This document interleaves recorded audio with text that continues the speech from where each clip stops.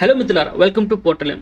సినిమాలో ఉన్న సస్పెన్స్లు, ట్విస్ట్లు, ఇంట్రెస్టింగ్ ఎలిమెంట్స్ అన్నిటినీ ఇక్కడ డిస్కస్ చేసేసి సినిమా చూసినప్పుడు ఏదైతే ఎక్స్పీరియన్స్ మీరు ఫీల్ అవ్వాలో దాన్ని చెడగొట్టే ఇంట్రెస్ట్ నాకు ఏమాత్రం లేదు. ఈ వీడియోలో అవేం దొరకవు.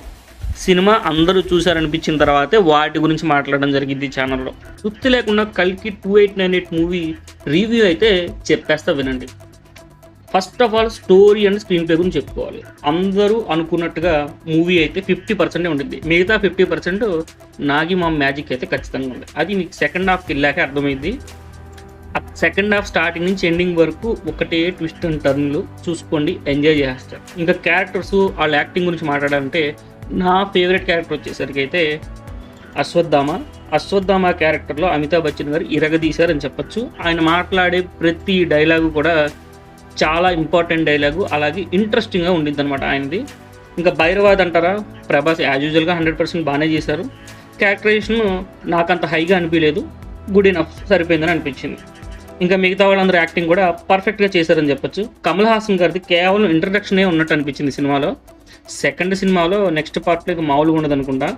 ఆయన చేసే విధ్వంసం, ఆయన విశ్వరూపం చూపించే అవకాశాలే కనిపిస్తున్నాయి. ఎందుకంటే ఫైనల్ షాట్ ఎలా ఏదైతే ఉందో అది ఎవ్వరూ ఊహించరు. అలాంటి షాట్ ఒకటి ఉంది, సినిమా చూసాకే మీకు తెలుస్తుంది. నెక్స్ట్ వచ్చేసరికి విజువల్స్ గురించి చెప్పుకోవాలి. 680 కోట్ల దాకా ఖర్చు పెట్టారు, అంటే దాదాపు 700 కోట్లు ఖర్చు పెట్టారంటే సినిమా ఎలా ఉండిద్ది అన్న డౌట్ అయితే ఖచ్చితంగా ఉంది. కానీ ఆ డౌట్స్ అన్నిటినీ కూడా తలదన్నేలాగా సినిమా అయితే ఉంది. సినిమాలో ఎక్కడా మీరు పేరు పెట్టడానికే లేదు. 680 కాదు, అది 1000-1500 కోట్లు పెట్టి తీసినంత క్లారిటీగా ఉంది సినిమా. కావాలంటే వెళ్ళి చూసుకోండి. 3Dలో అయితే ఇంకా మంచి ఎక్స్పీరియన్స్ ఇచ్చింది. మీరు చూసినట్టయితే అది ఎలా అనిపించిందో మీరు కూడా కింద కామెంట్స్లో తెలియచేయండి. నెక్స్ట్ వచ్చేసరికి సినిమా అంత ఇన్వాల్వింగ్గా అనిపించడానికి కారణం ఏంటంటే బ్యాక్గ్రౌండ్ మ్యూజిక్. నిజంగా సంతోష్ నారాయణ గారి దగ్గర నుంచి ఇంత మంచి మ్యూజిక్ని అయితే నేను ఎక్స్పెక్ట్ చేయలేదు. ఒక యావరేజ్గా ఇస్తారేమో అనుకున్నాను, కానీ ఆయన మ్యూజిక్ వల్ల మనం సీన్స్లో ఇన్వాల్వ్ అయినట్టు అనిపించింది నాకైతే. మరి మీకేమనిపిస్తుంది కింద చెప్పండి. అట్లాగే ఇక బడ్జెట్ గురించి చెప్పాలి. 700 కోట్లు అన్నారు. సినిమాకి నిజంగా 700 కోట్లు పెట్టచ్చా లేదా అన్నది నాకు డౌట్ ఉంది. ఎందుకంటే కేవలం 2 సినిమాల ఎక్స్పీరియన్సే ఉంది.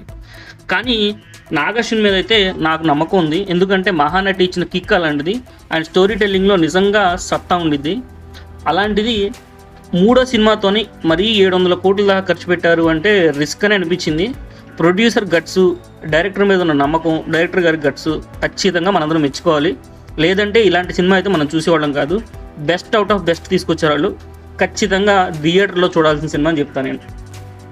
అలాగే ఇంకా నాగార్జున గారి డైరెక్షన్ గురించి చెప్పాలంటే ఊహించిన దానికంటే నిజంగా చాలా బెటర్గా ఇచ్చారని చెప్తాను నేను. మీకేమనిపించింది నాగార్జున గారి డైరెక్షన్ గురించి అని కింద కామెంట్లో తెలియజేయండి. నెక్స్ట్ 700 కోట్లు ఖర్చు పెట్టారు కదా, మరి రికార్డ్స్ ఏమైనా బ్రేక్ అవుతాయా, రికవరీ ఎలా ఉండిద్ది, కలెక్షన్స్ ఎలా ఉంటాయి అని డౌట్ అయితే మీ అందరికీ ఉందని నాకు తెలుసు. నా ఎక్స్పెక్టేషన్ ప్రకారం అయితే సినిమా 680 కోట్లు పెట్టినప్పటికీ చూడటానికి 1000 కోట్ల పైగా పెట్టినంత క్వాలిటీ ఉంది. సెకండ్ పాయింట్ ఏంటంటే దానిలో చాలా గూస్ బంప్స్ వచ్చే మూమెంట్స్ ఉన్నాయి. కాబట్టి ఖచ్చితంగా ఈ మూవీ 1500 నుంచి 2000 కోట్ల మధ్యలో కలెక్ట్ చేసిందని నేను అనుకుంటున్నాను. నాకైతే అంత బాగా నచ్చింది. మరి మీకేమనిపిస్తుంది అని కింద కామెంట్స్లో తెలియచేయండి. ఈ వీడియో నచ్చినట్టయితే తప్పకుండా మన ఛానల్ సబ్స్క్రైబ్ చేసుకోండి. వీడియో నచ్చకపోతే డిస్లైక్ కొట్టండి. అలాగే కామెంట్ చేయడం మాత్రం మర్చిపోకండి. మన ఛానల్ అయితే ఖచ్చితంగా సబ్స్క్రైబ్ చేసుకోండి. మళ్ళీ మరో సినిమా రివ్యూతో మీ ముందుకు వస్తాను.